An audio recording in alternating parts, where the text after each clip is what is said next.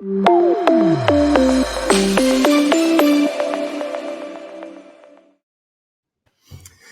welcome back, everybody, to the Market Knowledge Podcast, where we are talking to life science CEOs, founders, and influencers. And today we've got a very special guest. We have Senior Vice President of Global Operations for Azzur Group, Dan Dernbach is here. Hey, Dan. Hi, Bob. How are you today? Doing great. Thanks so much for being with us. I'm excited about our conversation here, but why don't we first start it off by just provide a little context and tell me a little bit about Azzur Group and about yourself as well. Sure, I would love to. So the Azzur Group was founded about 12 years ago, and it was a merger of two other companies with about 30 years of history in the life science biopharmaceutical support industry. So we were originally rooted kind of as a consulting company. We did work in validation and quality assurance and a variety of different things to support the life science industry and the biopharmacy industry. And then recently we've got a few additional divisions that we've launched. We've launched a training center to help clients, get up to speed on GMP compliance. We've launched a labs group that just is celebrating their 10th anniversary to support lab testing, within the pharmaceutical space. And our most recent endeavor is Clean Rooms on Demand, which is the domain that I'm the head of, which provides clinical manufacturing space for pharmaceutical manufacturing. But a little bit about myself. I'm approaching 30 years in the biotech industry. It's hard to believe, but I'm approaching 30 years in the biotech industry. Worked for a number of years doing various roles in both science and operations. My background is in chemistry, biochemistry. I did a little bit of bench chemistry in biochemistry. I always say I did it for about a minute. And that was really, I like my science kind of, I guess, at arm's distance. I like the operation side of things. I like to be in the scientific realm, but really supporting it from an operations perspective. So my career kind of developed on the management path, operations path. And then about 15 years ago, my previous company moved me out to California to undertake our first satellite manufacturing site. So that was a great endeavor, a good opportunity for me. Through that, we built that site up. We built a second site in San Diego as well. And then about 3 or 4 years ago, I decided that had kind of run its course and decided to embark on a new opportunity. And the Clean Rooms on Demand team from Azzur came along, and it really felt like a really good opportunity for me at the time. So they were just launching a facility here, or trying to launch a facility here in the San Diego County area. So I was brought in to kind of start up that operation, get things moving. And then over the last couple of years, we've got that site up and running and have developed several other sites throughout the United States. So I've kind of evolved into this global operations role. Fantastic. And as you mentioned, you've got, I know, locations across the country. You're in Carlsbad now, I believe, or the Vista area. We're in Vista currently. Yeah, right on the Carlsbad Vista border. And so how has that transition been for you coming out to San Diego? And where were you from? So where did you grow up? And tell me about how Sure. You mentioned it a little bit, but just the differences in locations. Yeah, I grew up in Wisconsin, actually. I grew up in a little tiny town called Sturgeon Bay in northeastern Wisconsin. Oh, yeah. And went through high school there. My father was the local mortician in the town, so it was a pretty interesting upbringing. So, and it was a town of about 8,000 people. I transitioned, went to college at the University of Minnesota. So I went from tiny small town Wisconsin to Minneapolis, which obviously was a different situation. And then ended up moving down to Iowa, where we're working with my prior company. So I'd worked in Iowa for 8 or 9 years, and then the opportunity to transition to California came up. So it was quite a endeavor to go from being a Midwestern guy to all of a sudden I'm in the heart of California and really in the hub of the biotech industry. So it was a really interesting transition. I've enjoyed it. Now, San Diego is home. I can't envision being anywhere else. So Yeah, that's I'm actually from here, but I moved away and then came back. But it happens pretty quick, when it's 75 degrees and sunny yeah. every day. It's pretty tough to beat. That's for sure. My wife and I always say, is there anywhere else we could live? And the answer inevitably comes back to we're stuck here in Southern California forever. So, which Right. is a good thing. It's a great Yeah. thing. So, You mentioned the life science, the ecosystem in San Diego for life mhm, science is so robust, and it's such a tight knit group. Um, and I know your services, the clean room on demand, and just mhm. the outsourced services that you provide. Why are they so important to the life science, pharmaceutical ecosystem here? I think it really gives companies an opportunity to stay local. And that's, one of the things that I think we see when companies are developing their manufacturing pipeline, they tend not to be in San Diego. They may do their early phase or things like that, but a lot of their manufacturing gets shipped elsewhere. And I think what our services, in particular our clean rooms on demand division, brings is an opportunity to embark on their clinical manufacturing journey in their own neighborhood, for lack of a better word. They can stay close to the parent site. They can use it as a hub of operations, just like they would, and then they can still use their operators and stay in control of their process without the risk of having to, embark on a build, which is it's pretty substantial. Yeah, I want to touch on that a little bit. Hmm. Myself being in the life science real estate industry, we are seeing the costs continue to rise Hmm. on building out some of these spaces, especially on the cleaning room side and the lab space. So I am sure that this offers those companies a lot of flexibility and a way to kind of jump right into their science with a lot less risk. Yeah, I think that is, one of the key points of our clean rooms on demand offering is that it does de-risk the process to an extent. Even a small clinical manufacturing build, you're talking eight figures, no matter any way you slice it, and you're talking, probably 2 years or more of development and validation for that site. And a lot of the companies we're dealing with are, either first molecule into manufacturing, first therapeutic product into manufacturing, and they're resourced well, but at the same time, the thought of doing an eight figure build or a mid eight figure build is pretty daunting. And also, the speed element is probably the most crucial part of it. We can have somebody, the space is built already, and we can have somebody operating in a clinical environment in 2 or 3 months, versus waiting 24 months, spending $20 million and then hoping and praying that their molecule is successful. And unfortunately, I mean, all the people in biomanufacturing, biopharmaceuticals know not every molecule is successful. So, if you can speed that process up, you can get to a decision making whether this is a product that's going to move forward or a product that's not going to work. That's a money saving and time saving endeavor as well too. So it allows you to pivot more quickly.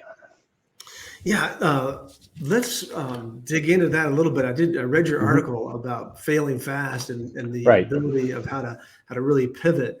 Um, that ability is really important, isn't it, to these companies? It is, and like I say, no one wants to admit that there's a possibility of failure, but it's a reality. And I think the sooner you can get to that decision, whether you have a viable molecule or not, one, it's definitely a cost and time saving opportunity, and two, it also allows you to pivot that process or to evolve it. The molecule may be right, it just may need some modification, or you may need to change something. And under our model in the clean rooms on demand space, where you're controlling the whole manufacturing process, you can make those pivots more quickly. You can get to those decisions more effectively, and make a pass-fail decision to move forward. And you mentioned it a little bit, and let's talk more about it. Just the timing of it all, because there's not only the build out time, right, but it's also Right. the expertise in the compliance of these spaces, and the CGMP and the other factors, regulations you need to deal with. Mm-hmm. Yeah, and honestly, that is really what we see the value of our model is. The space piece is important. Don't get me wrong. You need to have a space to manufacture in, but a lot of people can provide space. There's no question about that. Given the time and monetary resources to do that. The big part about that is operating that space and maintaining it in a compliant manner. And that's what we really bring to the table. It's the service. It's a full package of services surrounding the space. We call it the GMP envelope, basically, that surrounds the space. I always kind of liken it to the surgeon model. So our clients are the surgeons. They have time in a hospital. They come in, they perform their surgery, they go home. And it's the hospital staff, the hospital facility that take care of everything else. Azzur is prepping the patient. We are cleaning up after. We're making sure your instruments are there, making sure everything is in place for you, so that they can come in, do their work, and keep moving. So. Yeah. So in other words, the scientists can really focus on their science and their process, and not have to deal with all this other. Yep, 100%. Kind of a tagline we like to say is you focus on the science, we focus on the compliance, and that's really the truth of it. I think scientists are good at exactly that. They're good at the science, and it takes a team to take care of the compliance. And I think people don't realize that, particularly in a startup environment. They don't understand what it takes to truly run a GMP compliant facility. And what they're really good at is manufacturing their molecule. We can take care of the rest. And is your platform for, I know, early stage companies, mid stage companies, but is it also for established big groups as well? Absolutely. We the service component of it is particularly important for the early stage companies, that don't necessarily understand the GMP journey. But we have also worked with very large companies that are either, need excess capacity, which also came up very, in during the pandemic. We're working with Moderna at one of our sites, for example. They needed overflow capacity, and they needed it today. And our space allowed them to do that. So we can be a bridge facility. We can be an overflow facility. We can also be a first in clinic facility. And talk about Moderna and just that time over the past couple of years, let's say, through the pandemic. How did that change your business, or did it? I think it changed it to the point of validating our model to some extent, because we are kind of a hybrid model. It's a first, kind of a new product in the market. So the fact that a company like Moderna that was embarking on such a large endeavor saw the value in it, I think that was a true testament to what we were trying to build. But it also forced us to up our compliance game. We were dealing a lot with these early phase clients. And we always deem it to be phase appropriate GMPs. And so meaning, preclinical, early phase clinical, you have a slightly different requirement set than you do for a commercial product or a drug substance product. And I think that really pushed us further down the compliance pipeline, allowed us to focus really on the broad spectrum of compliance and not just be so hyper focused on these early phase clients. Going back to the life science community just a little bit for a second, also, the folks at Biocom organization introduced us. How do you utilize the Biocom and some of the other organizations? Yeah, Biocom for us has really been a great platform to really just get our name out there. We were relatively new. We were an East Coast centric consulting group for the bulk of our time. We did have presence in California, but it was not nearly as large as our presence in the Boston, Philly, other areas. And by coming in and partnering with Biocom, we've been able to sponsor events and get a lot of face time with potential clients and really get our name out there. They've been a really good partner in terms of, giving us an opportunity to introduce ourselves and to make our presence known in the California biotech community. So we've got a couple of minutes left here, and quickly want to talk about your.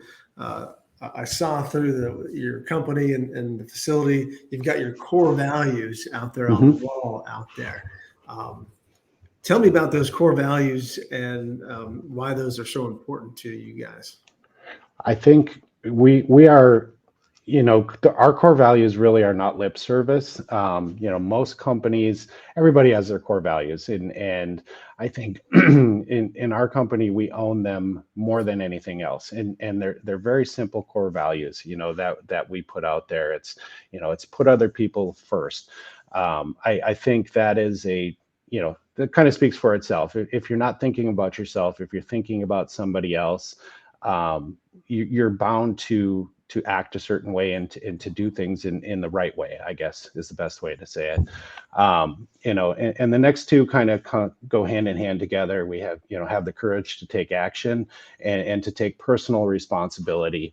And that's, again, nothing happens if you don't take that first step. And so we take a lot of risk. We try new things. We try to stay innovative, and we try to have the courage to take action in order to accomplish larger things, and that's within that we are all held personally responsible for that. It gives us an opportunity to take risks without judgment, as long as we're taking personal accountability for it. And then our last core value, which is kind of the best one out of the entire batch, is to have fun. And yes, it's a job. At the end of the day, it's a job, but you should enjoy your job and you should enjoy the people you're working with. And I think our company really fosters an environment of fun. We do a lot of interesting things as a company. We have a very diverse group of people that we work with that bring different interests and different opportunities to the company, and we embrace them and really enjoy ourselves while we're doing it. And this is no lie. It's a job that I wake up every morning and I'm happy to go to. And I know there's probably a lot of people that can't say that, and I can truly say this is a job that I'm happy to go to every day. It's a company that I enjoy working for every single day. And there was points in my career that wasn't the truth. And so I think by fostering that environment where we can take risks, be rewarded for it, and still have fun and enjoy what we do on a day in and day out basis, it's really been a change in how I view my career. So good. I think a lot of people can relate to what you're saying. And one of the things that stood out to me, I love all these values, but having the courage to take action is always a tough one, I think, for a lot of people, because a lot of people have some really great ideas, and part of it is the execution on that idea. But first of all, you just got to take the action to get to that point, and there's a lot of fear right there. And I think that's the biggest part of it is in our company, they're supportive of that risk, and they're supportive. If you've given it some thought and truly worked through the process in your mind and want to move forward with it, work or if it works or it does not work, of course we want it to work, don't get me wrong, but there's no fear that, oh, this didn't work out for whatever reason and now I'm going to have a problem. It really does foster that entrepreneurial environment and that forward leaning environment, and that's where we are, how we operate. Well, Dan, thanks so much for being with me today. It's been great. Really appreciate it. We'll put all of your information on how to reach you on the platform here. Great. Thank you very much. It's been a pleasure. Look forward to talking again soon. Great. Thank you, Bob. I really appreciate the opportunity to speak with you. It's been a pleasure for me as well. So we'll talk to you soon. Thank you very much. All right. Thanks, Dan. All right.